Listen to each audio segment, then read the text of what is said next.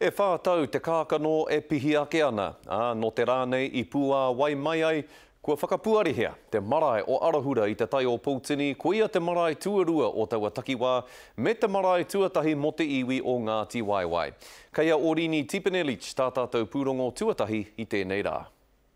He whare hou, he whare moe moea. Tēnei rā ki ahau, me ki kua tutuki te wawata o tērā hunga o tātou kua ngaro.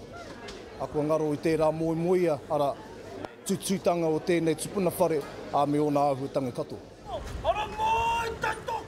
No te ata hāpara whakanoatia ai a tūhuru whare, te marae tuarua ki te tai Pūtini.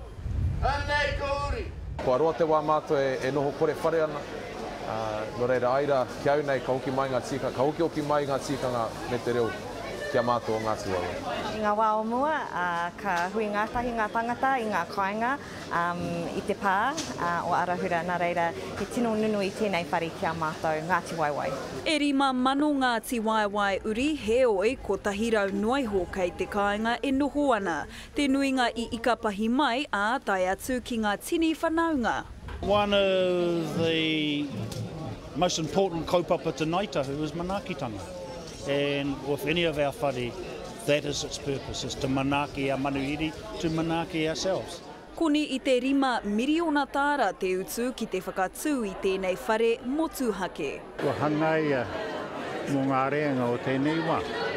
Hiki ka kuhati koe ki te whare. Kemo mai ngā reiti a whakaro eka. E rere kewe ni ko whaiwhai. How many whare have you been to that the teko teko is made out of pounamu? So it is a statement, and it's a beautiful statement. Ara ngā tini kaupapa kua oti ke te whakaaro, ko te tino. Kia pūrea I ngā hau o tāwhiri māte, a koena te kōrero, a kua horihia ki mua I tō mātou whānau, a me hoki mai, kei konei, he tupuna whare, hei tūranga Waewae mā tātou. Orini Tipenelich, Te Karere.